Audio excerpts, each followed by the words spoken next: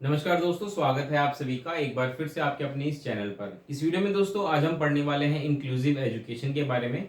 Inclusive education अगर आप CTET का सिलेबस देखेंगे तो वहाँ पे 5 नंबर के क्वेश्चंस आते हैं इंक्लूसिव एजुकेशन से ही। तो अगर आप इस वीडियो को देख लेते हैं तो कम से कम आपके 5 नंबर तो शेयर हो जाएंगे इस एक वीडियो से, क्योंकि इस वीडियो में मैं आपको इंक्लूसिव एजुकेशन से रिलेटेड जितने भी एस्पेक्ट्स हैं सबको डिटेल में समझाऊंगा। इसलिए वीडियो थोड़ी लंबी भी हो सकती है, लेकिन इस टॉपिक को आज हम अच्छे से समझेंगे। चलिए बिना किसी देरी के वीडियो की शुरुआत करते हैं और हम पढ़ रहे हैं इंक्लूसिव एजुकेशन। इंक्लूसिव एजुकेशन के लिए जो हिंदी शब्द है उसको समझ लीजिए, वो है समावेशी शिक्षा। एक शब्द और है हिंदी का, ध्यान रखिएगा, एकीकृत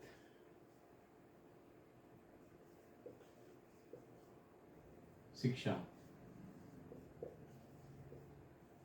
इंग्लिश में जो इसके लिए शब्द है वो है इंटीग्रेटेड एजुकेशन।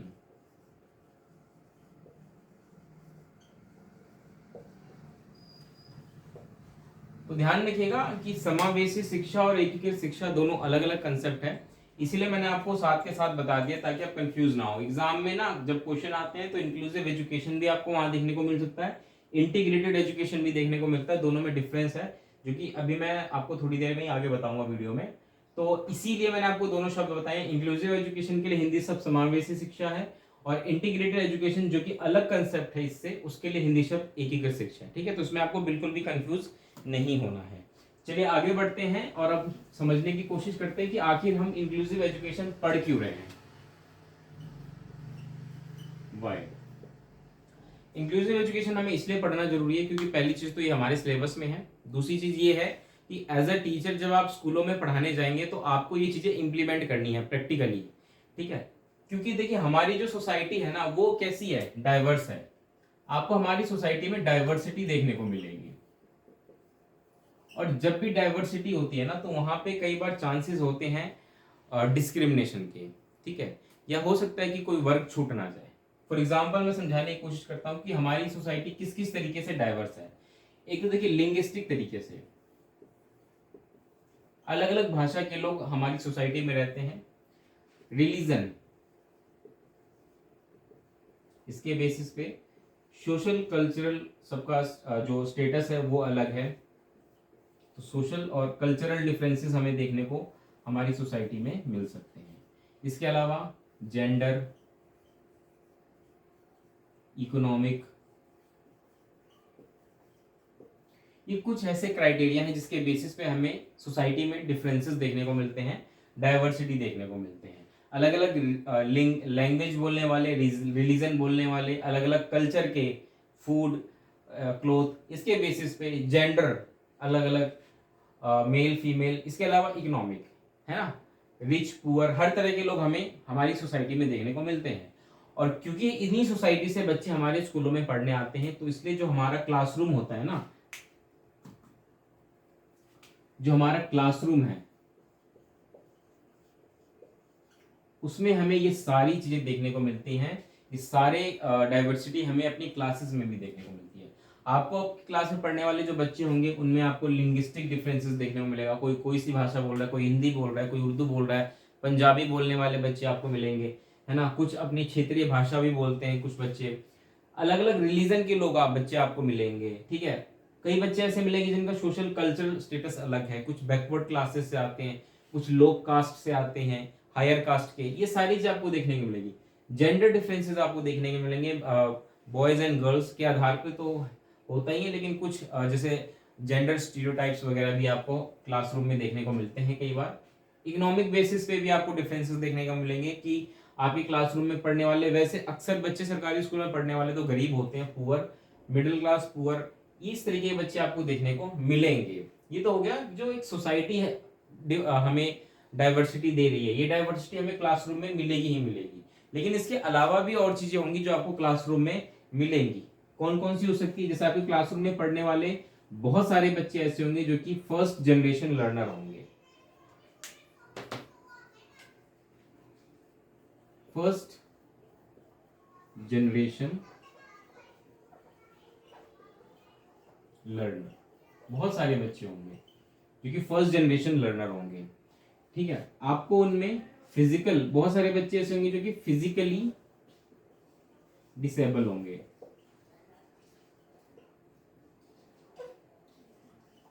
अब ये जो फिजिकल डिसेबल बच्चे हैं, इनमें किस तरह की डिसेबिलिटी हो सकती है? किसी भी तरह की डिसेबिलिटी हो सकती है। ये ऑडिटरी हो सकती है, विजुअल हो सकती है, या फिजिकली कोई शरीर का अंग हो सकता है इनका जो छोटा बड़ा हो। ठीक है, तो इस प्रकार से फिजिकल डिसेबिलिटीज हमें देखने को मिलती है क्लासरूम में। इसके अलावा लर्निंग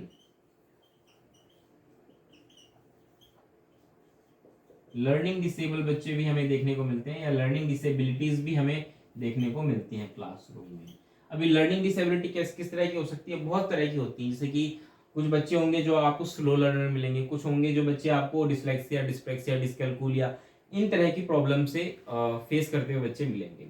लर्निंग डिसेबिलिटी से रिलेटेड मैंने एक डिटेल वीडियो बनाई है। इससे पहले वाली वीडियो हमारी लर्निंग डिसेबिलिटी पे थी, जिसपे हमने सारी चीजें डिटेल में कवर की थी, जिसमें मैंने आपको समझा दिया था कि हमारे जो लर्निंग डिसेबिलिटीज होती है मेजर, वो कौन कौन सी होती है।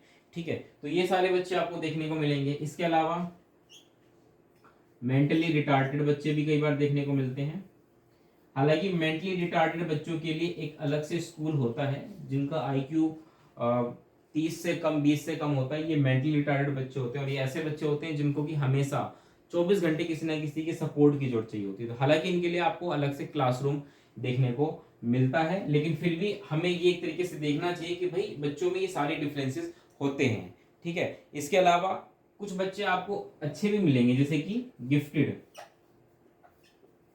गिफ्टेड बच्चे या टैलेंटेड बच्चे कह लीजिए, ये भी आपको क्लासरूम में देखने को मिलेंगे। क्रिएटिव बच्चे, ये भी आपको क्लासरूम में देखने को मिलेंगे। तो इतनी तरह के बच्चे जब आपके क्लासरूम में होंगे, तो आपको क्या लगता है कि आपको इनमें से किसी भी बच्चों को भेदभाव करना ठीक रहेगा? नहीं। आपको क्या करना है? आपको ऐसे पढ़ाना है कि सारे बच्चे पढ़ें। ठीक है, सबको ध्यान में रखना है। देखिए, मैंने आपको कितनी सारी डाइवर्सिटी बता दी। तो एज अ टीचर जब आप क्लासरूम में जाएंगे, जब आपके पास 40-50 बच्चे होंगे, उन 40-50 बच्चों में से हर एक बच्चा किसी ना किसी कैटेगरी से बिलोंग करता होगा, और वहां पे एज अ टीचर आपको ध्यान रखना है कि आपको सभी पर ध्यान देना है, किसी भी बच्चे को नहीं छोड़ना है, किसी के साथ किसी तरह का कोई डिस्क्रिमिनेशन नहीं करना है। ठीक है, तो ये कंसेप्ट इसीलिए लाया गया इंक्लूसिव एजुकेशन का। ये तो मैं आपको बेसिक समझा रहा हूँ, अभी हम और डिटेल में जाएंगे। ठीक है, आई होप आप समझ गए होंगे कि इंक्लूसिव एजुकेशन क्यों जरूरी है। आगे बढ़ते हैं, एक चीज और समझते हैं हम कि भाई इंटीग्रेटेड एजुकेशन और इंक्लूसिव एजुकेशन में क्या डिफरेंस होता है।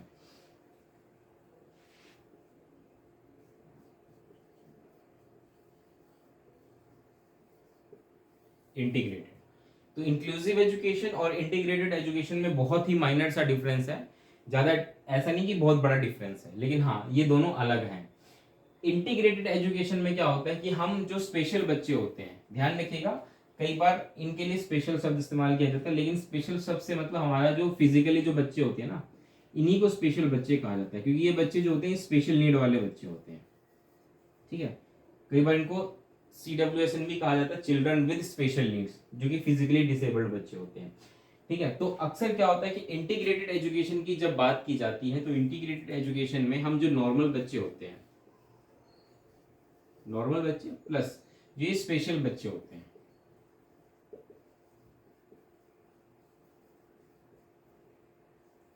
इनको हम साथ में बिठा के पढ़ाते हैं। ठीक है, लेकिन आप सोच रहे होंगे कि इंक्लूसिव एजुकेशन में भी तो ये होता है कि भाई इन बच्चों को हम, नॉर्मल बच्चों को इन सब बच्चों के साथ मिलके बिठाते हैं, मतलब मिलके बिठाकर पढ़ाते हैं। तो फिर डिफरेंस क्या हुआ? डिफरेंस देखिए, इतना सा डिफरेंस है कि इंटीग्रेटेड एजुकेशन में नॉर्मल बच्चों को स्पेशल बच्चों के साथ बैठा के पढ़ाया जाता है, लेकिन ऐसा नहीं है कि इन स्पेशल बच्चों की जरूरत के हिसाब से कुछ एफर्ट किए जाते हैं। एफर्ट इन द सेंस कि स्कूल इस तरीके का नहीं बनाया जाता कि इन बच्चों की नीड्स को पूरा करे, ना ही इन बच्चों के लिए कोई स्पेशल टीचर अपॉइंट किए जाते हैं, ना ही इन बच्चों के लिए कुछ खास फैसिलिटीज स्कूल में दी जाती हैं। बस इतना किया जाता है कि नॉर्मल बच्चे हैं, उनके साथ इनको रख दिया, और अब ये बच्चे की है कि हाँ भाई, नाम के लिए कि भाई एक साथ पढ़ रहे हैं। ठीक है, ये इंटीग्रेटेड होता है। इंक्लूसिव में ऐसा नहीं होता। इंक्लूसिव का मतलब है कि अगर आपको पता है कि आपकी क्लास में कोई स्पेशल बच्चा है, फिजिकली डिसेबल्ड है, तो उसकी डिसेबिलिटी को ध्यान में रखते हुए स्कूल क्या है, उस तरह की फैसिलिटीज प्रोवाइड करेगा। और आज अब आप देखिए प्रेजेंट में क्या है, प्रेजेंट में आप देखेंगे ना, हर स्कूलों में स्पेशल एजुकेटर अपॉइंट किए जाते हैं इन स्पेशल बच्चों के लिए। वो स्पेशल एजुकेटर इसीलिए होते हैं कि इनका काम होता है इन बच्चों को पढ़ाना।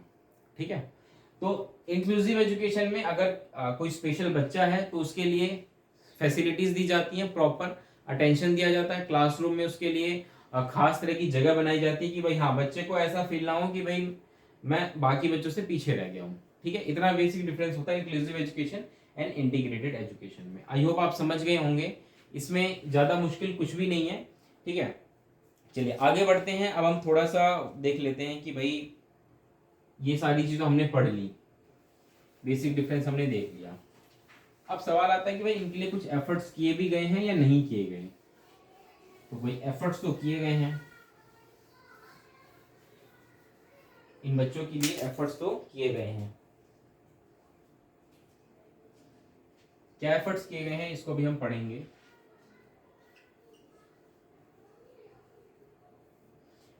देखिए, सबसे पहला एफर्ट किया जाता है ट्रेनिंग, टीचर्स की ट्रेनिंग, टीचर ट्रेनिंग। आज के समय में अगर नॉर्मल टीचर भी कोई है तो उसको भी ट्रेनिंग दी जाती है प्रॉपर। इतनी ट्रेनिंग दी जाती है कि हाँ अगर उसके क्लासरूम में कोई ऐसा बच्चा है जिसको लगता है कि हाँ कुछ थोड़ी बहुत छोटी मोटी प्रॉब्लम है तो वो टीचर हैंडल कर सके। ठीक है, अगर मतलब मान के चलिए किसी की तरह की कोई फिजिकल प्रॉब्लम है या कोई लर्निंग डिसेबिलिटी है तो एक नॉर्मल टीचर भी समझ पाए कि हाँ भाई इस बच्चे को दिक्कत है। ठीक है, तो टीचर की जब ट्रेनिंग होती है, टीचर्स ट्रेनिंग कोर्सेज आजकल जो होते हैं, जो इंस्टीट्यूशन जो कराते हैं, वो ध्यान रखते हैं इन चीजों का कि भाई जो टीचर अब आ रहे हैं वो इन इंक्लूसिव एजुकेशन को फॉलो करें। और इसीलिए सीटेट में भी इसको इंक्लूड किया गया, इसीलिए कि जब आप जाएंगे ना क्लासरूम में पढ़ाने तो आपके दिमाग में बात होगी इंक्लूसिव एजुकेशन। ठीक है, तो एज अ टीचर जो आप और हम जा रहे हैं हमें तो पता ही होना चाहिए। इसके अलावा हमें खास तैयारी इस बात की करनी होती है कि कई बार टीचर जब क्लासरूम में पढ़ाने जा रहे होते हैं ना तो अपनी कुछ मेंटल सेट्स बना करके जाते हैं, या जिस वो फैमिली जिस सोशल बैकग्राउंड से आते हैं उनका असर हमें कई बार उनको देखने को मिलता है। या कई बार जो टीचर होते हैं वो जेंडर न्यूट्रल नहीं होते हैं, तो ऐसे टीचर जो होते हैं वो इंक्लूसिव एजुकेशन को इम्प्लीमेंट नहीं कर पाते। क्योंकि इंक्लूसिव एजुकेशन का मतलब सिर्फ ऐसा नहीं है कि आपको उन स्पेशल बच्चों पे ध्यान देना है, आपको उन बच्चों पे भी ध्यान देना है जो कि अलग अलग सोशल बैकग्राउंड से आए हैं, अलग अलग रिलीजन के हैं, अलग अलग सोसाइटी से बिलोंग करते हैं, अलग अलग लिंग्विस्टिक डिफरेंसेस हैं बच्चों में, उन सबको आपको टैकल करना है। तो कुछ बच्चे, कुछ टीचर्स जो इस तरीके की चीजें लेकर के आते हैं जो कि जेंडर न्यूट्रल नहीं होते हैं, उन टीचर्स के साथ क्या होता है कि फिर वो बच्चों के साथ भी उसी तरीके का व्यवहार करते हैं, और हम जो बात कर रहे हैं ना इंक्लूसिव एजुकेशन की, वो फिर वहां पे समाप्त हो जाती है। तो एज अ टीचर सबसे बड़ा रोल होता है कि हम इस चीज को समझें कि भाई हम, क्योंकि देखिए आप जो 30-40 बच्चों को पढ़ाएंगे आज से 20-25 साल बाद वो सोसाइटी में एज अ सिटीजन, ठीक है, वो देश को आगे बढ़ाएंगे। तो आप उन बच्चों में किस तरह की वैल्यूज डाल रहे हैं, किस तरह की चीजें डाल रहे हैं, ये बहुत इंपॉर्टेंट होता है। तो अगर आप इंक्लूसिव एजुकेशन की बात करते हैं, आप खुद उसको इम्प्लीमेंट करते हैं, तो वो बच्चे जो 40-50 बच्चे भी क्लासरूम में पढ़ रहे हैं वो भी आगे जाके इन चीजों को फॉलो करेंगे। ठीक है, तो सबसे पहला तो हो गया टीचर ट्रेनिंग, जो कि बहुत इंपॉर्टेंट पार्ट है मेरे हिसाब से। इसके अलावा अगर हम बात करें तो आजकल आप देखेंगे कि स्कूल को जो होता है वो अ, स्कूल को जो है वो बनाया जाता है फैसिलिटी, स्कूल में फैसिलिटीज दी जाती हैं आजकल स्पेशल बच्चों के लिए। फैसिलिटीज जैसे कि आजकल आप देखें कि रैम्प्स वगैरह बनाए जाते हैं स्कूलों में, ताकि बच्चे आसानी से इस चीज को मतलब उनको किस तरह कोई दिक्कत ना हो। इसके अलावा क्लासरूम स्पेशली डेडिकेटेड बनाए जाते हैं ऐसे बच्चों के लिए जहाँ पे उनको पढ़ाया जाए। इसके अलावा स्पेशल एजुकेटर्स आजकल अपॉइंट किए जाते हैं, वो इसीलिए अपॉइंट किए जाते हैं ताकि उनको पढ़ाया जा सके। तो ये कुछ ऐसी फैसिलिटीज हैं जो कि दी जा रही हैं जिसके थ्रू इंक्लूसिव एजुकेशन की हम बात करते हैं। इसके अलावा देखिए कुछ लीगल एस्पेक्ट्स भी हैं। लीगल जैसे कॉन्स्टिट्यूशन में भी हमारे आप देखेंगे ना तो इनके लिए प्रोविजंस हैं। हमारा जो आरटीई एक्ट है, आरटीई एक्ट 2009, आरटीई एक्ट जो 2009 है, राइट टू एजुकेशन, इसको 2012 में अमेंड कर दिया गया था, और उसके तहत दो और इसमें क्लॉज ऐड किए गए थे, जिसमें कि जो डिसएडवांटेज ग्रुप, जो एक शब्द है disadvantage group,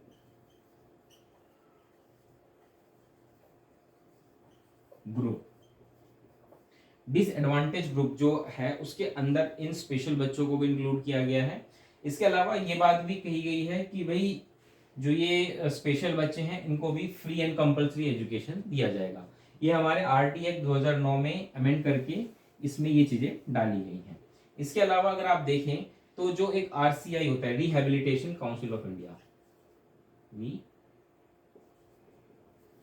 rehabilitation council of India, इसको आरसीआई कहते हैं। आरसीआई एक्ट भी लाया गया था 1992 में, ठीक है।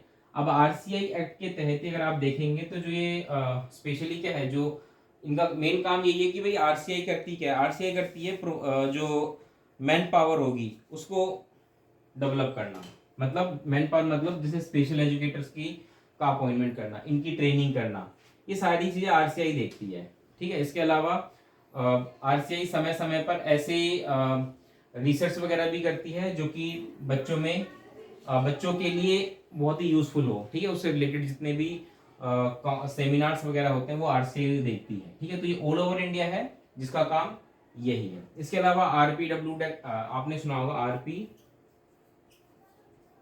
Right of person with disability, इसको भी लाया गया था 2016 में, ठीक है। इसके अलावा ये कुछ ऐसे एफर्ट्स थे जिनके द्वारा इंक्लूसिव एजुकेशन की बात की गई थी। इसके अलावा कुछ नेशनल प्रोग्राम्स भी चलाए गए हैं जिसका आपको ध्यान रखना है,